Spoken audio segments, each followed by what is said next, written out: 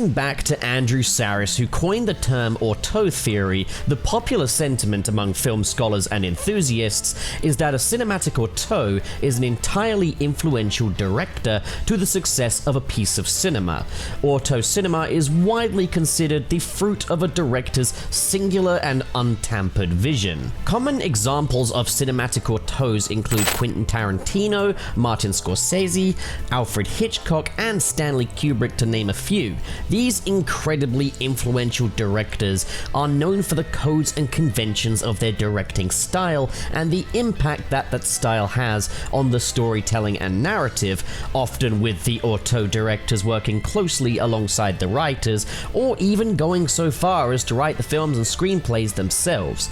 Of course, not every film that releases in theaters today is necessarily a piece of auteur cinema that directly reflects the director's artistic vision, particularly with the renaissance of franchise filmmaking and the rise of the cinematic universe. These films are produced to appeal to the broadest possible demographic to produce the most significant amount of revenue. This means that studios and producers will play a more significant role in the production of these films in order to ensure the most success possible for the project. Since the 2010s, these films often revolve around familiar and established IPs. Enter the Marvel Cinematic Universe, arguably the most significant cinematic event of our time, spanning almost 30 films and various television series, featuring an unprecedentedly vast number of notable characters, once lesser known by the masses and now household names in the pop culture zeitgeist, due to their mass appeal. The Marvel Cinematic Universe began in 2008 and currently shows no signs of slowing down or diminishing its popularity. Now a subsidiary of the Walt Disney Corporation, Marvel Studios introduced a groundbreaking new format for storytelling on the big screen with seemingly limitless potential and seemingly limitless profits. This would prove mutually beneficial for both the studios and audiences alike. However, the production process of a Marvel Studios project can easily be called into question, particularly in reference to auteur theory. Marvel Studios films would introduce a uniquely episodic format. While each film would have its own individual story in the greater franchise, these films would serve as individual chapters of a larger story, with each installment teasing the formation of a greater concept and building off of the groundwork of previous installments. With a greater narrative set up seemingly a decade ahead of each film, how can each installment possibly reflect any director's artistic vision? Furthermore, with these films having to follow a specific style, a specific set of rules, can any director genuinely have any influence over these films?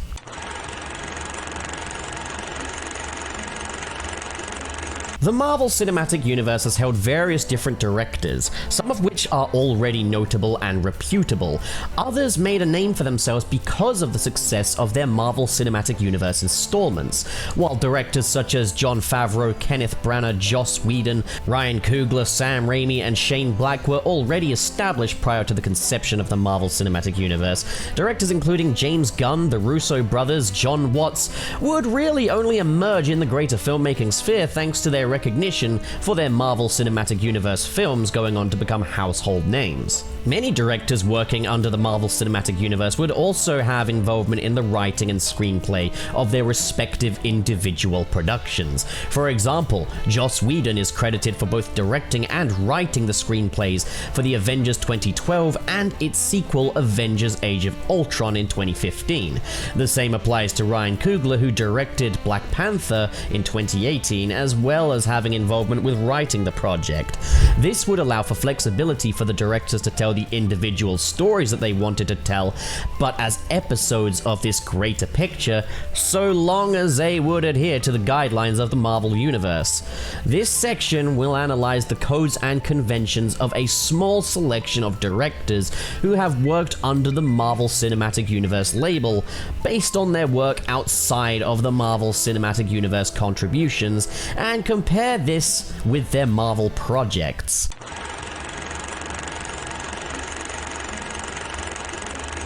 As a director, Jon Favreau prioritizes the story and protagonist. Nevertheless, at his heart, he is a conventional filmmaker. He developed his craft through communicating with film industry peers and attending shoots at a young age, even when his name was not on the call sheet. As well as this, Favreau would initially avoid CGI special effects sequences unless absolutely necessary, a practice he's since grown more accustomed to in recent years due to improvements in CGI quality, as well as his own improvements in communicating with VFX teams. Favreau's stories often centralize themes of loneliness and isolation, as found in one of his most notable works prior to Iron Man in 2008, Elf from 2003.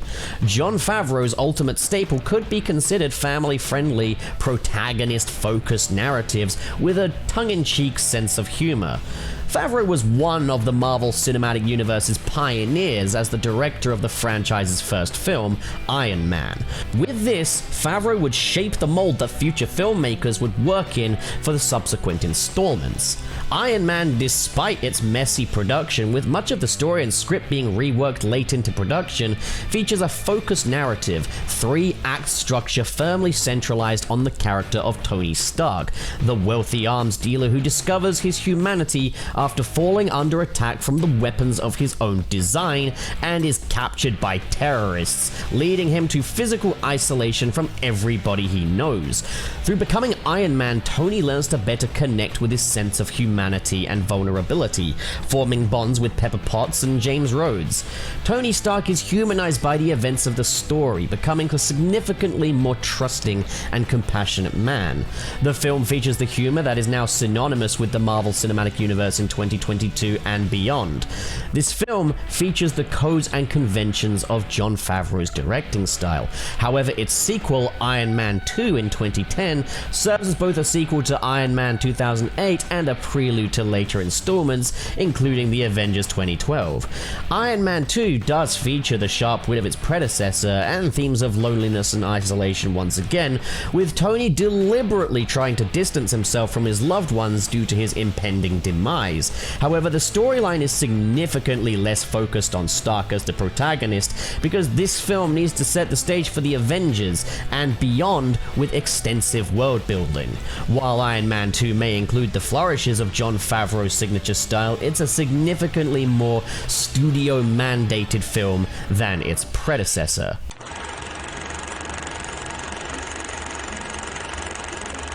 Prior to Guardians of the Galaxy 2014, James Gunn was notorious for his balance of dark, irreverent humor and carefully nuanced characterization.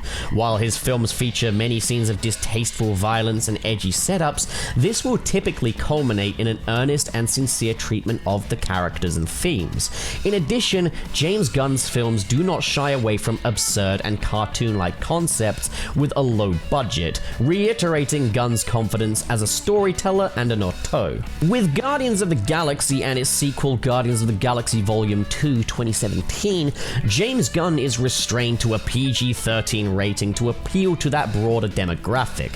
However, Gunn's creative voice is still heard loudly throughout the entirety of both films. The Guardians of the Galaxy films deliver on almost every aspect of James Gunn's directing style, all within the disciplines of the Marvel production model previously established by Jon Favreau. These are traditional three-act family-friendly narratives focused on central protagonist Peter Quill. James Gunn portrays Peter Quill and his found family, the Guardians of the Galaxy, as a team of unconventional misfit heroes with irreverent humor and a penchant for violence. Gunn's characterization is typified by the characters of Rocket Raccoon and Groot. They are two adorable, marketable side characters akin to Timon and Pumbaa, albeit with a violent twist, with as foul language as is permitted in a PG-13 family film, and recurring jokes revolving around Rocket Raccoon's obsession with dismemberment. That aside, the duo holds a bond akin to that of a father and son. While working in the confines of a family-friendly adventure on a large budget, James Gunn's ability to surprise the audience with his distinct style is clearer than ever before. These are unquestionably James Gunn's films, even under the Marvel label, proving that sometimes the restrictions imposed by the studios can only further juxtapose the director's actual vision.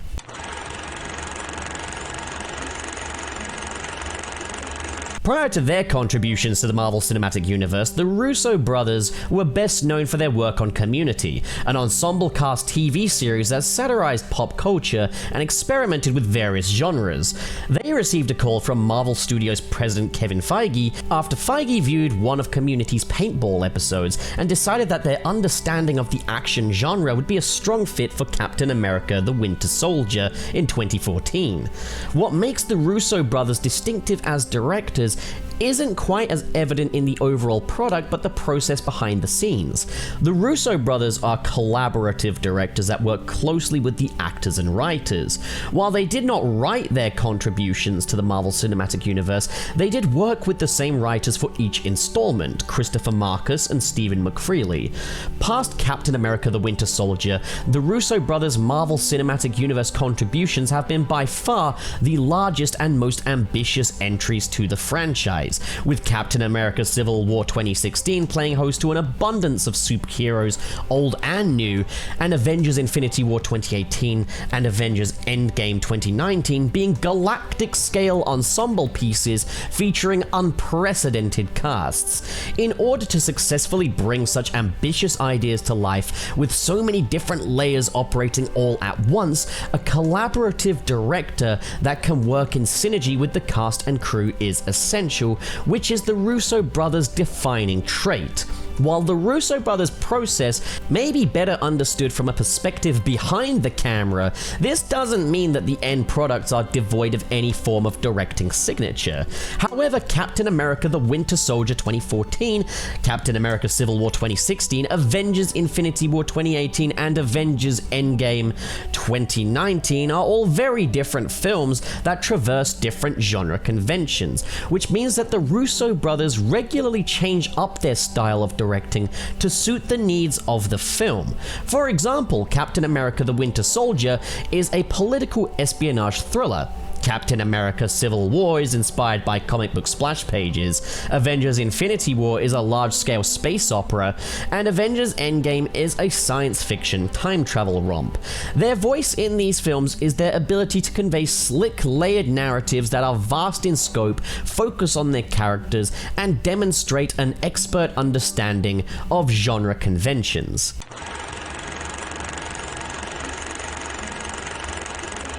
Now, while the director's signatures may be present in the Marvel Cinematic Universe films, one name is more commonly associated with these films than the director's, and that is the name of the Marvel Studios president, Kevin Feige.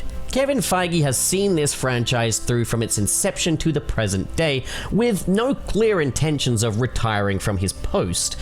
While each installment of this franchise does carry the signature of its respective director, there is a consistent style that remains synonymous with the Marvel Cinematic Universe throughout every entry. The success of this formula is typically accredited to Kevin Feige, and there is evidence of this from other studios' attempts at the Cinematic Universe model. For example, in 2013, Warner Brothers began their own connected universe venture with Man of Steel 2013, directed by Zack Snyder, and subsequently Batman v Superman: Dawn of Justice 2016. Zack Snyder serving as the director of both of those films and as the architect for DC's extended universe. The difference is that producer Jeff Johns and Warner Brothers did not put the same amount of faith in Zack Snyder as Kevin Feige and Marvel Studios did for Jon Favreau. The lack of faith in Snyder's vision led to extensive cuts that hurt Batman v Superman: Dawn of Justice's narrative cohesion, leading to a confused audience rather than an enthusiastic one like intended. An R-rated extended cut of Batman v Superman: Dawn of Justice, dubbed the Ultimate Edition, would be included with the film's Blu-ray release to a more positive reception from those who saw it compared to the theatrical cut. This did little to change Warner Brothers and producer Jeff Johns' attitudes towards their cinematic universe, though, as their giant ensemble capstone, Justice League 2017, would bring Avengers 2012 director Joss Whedon to rework Zack Snyder's version of the film. The extensive reshoots from a very different director with a vastly differing vision to Snyder's cost the film its identity and any form of consistency. The dire state of Justice League 2017's theatrical release led to to a fan movement demanding the release of Zack Snyder's original cut of the film, and in 2021, Zack Snyder's Justice League was released to positive reception from fans of Zack Snyder and his vision, as well as critics alike. There is a stark difference between Marvel Studios' attitudes towards their directors and Warner Brothers.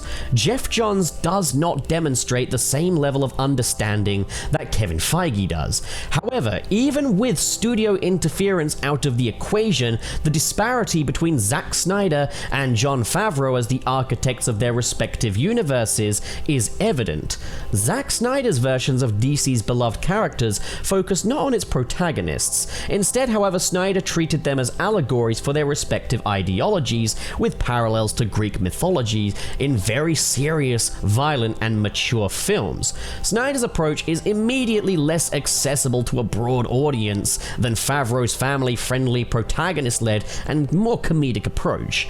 While Snyder's approach has its very devoted fans, myself included, it doesn't quite target the broad demographic that the studio would want to attract. And that harmonious relationship between producer and director at Marvel Studios is ultimately what leads to these films being successful, in direct contrast to the very discordant relationship between producer and director over at Warner Brothers with the DC Extended Universe.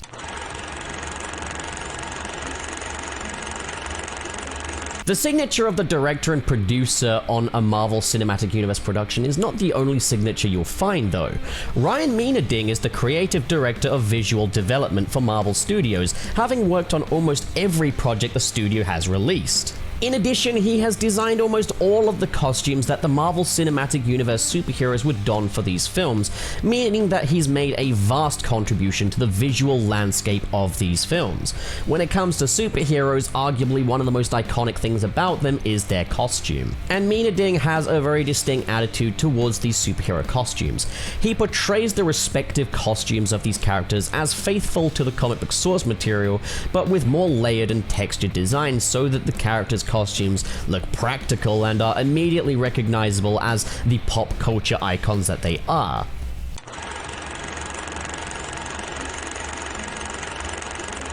In 2019, Martin Scorsese stirred up a controversy upon airing his views on the Marvel Studios storytelling model. Scorsese expressed concern over the impact that Marvel films would have on the cinematic landscape and the identity of individual films, considering them unrecognizable to the definition of cinema that he understands and more akin to a well-made amusement park ride.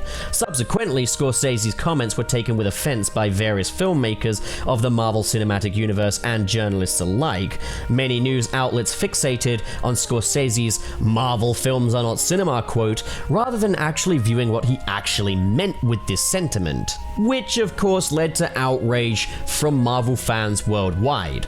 These comments came from one of cinema's most well-respected and well-known auteurs. However, what should be understood from Scorsese's comments is that Marvel Studios introduced a new form of storytelling to the cinematic canon.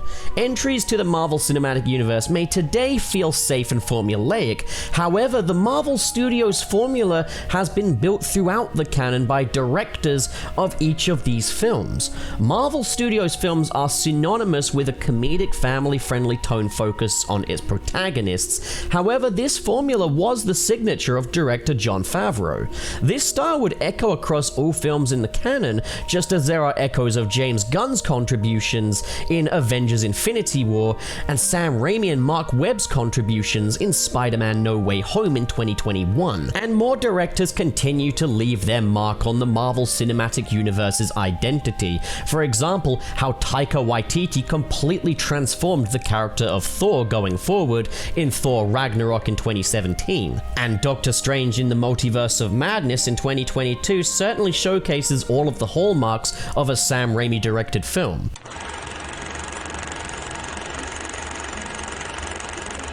While at first glance the Marvel Cinematic Universe may look like corporate studio filmmaking, this cinematic juggernaut was built upon a foundation of the visions of visionary directors who each helped to form the identity of a franchise which is so far removed from traditional cinematic storytelling that I personally feel commands an updated form of appraisal when in reference to auteur theory. So here's the way that I see it. It takes an author to create a narrative, but it takes an architect to construct a universe. And while the Marvel Cinematic Universe is ever expanding, I can still tell who the architects are. So what do you guys think? If you enjoyed this video and you want to support more like it, be sure to hit that big, beautiful subscribe button. And of course, in the description below are links to different social media feeds, including the Patreon. If you're feeling extra generous, like the following people, who are Marcus Ward, Sirius the Skeptic, Biotinarts, Mr. SP, David 20 Covers, Sergio, Shodin, Legendary Ray Ray, Adam Myers. Thank you guys, you are the best of the best. But as for the rest of you, thank you so much for watching, guys, and have a great day.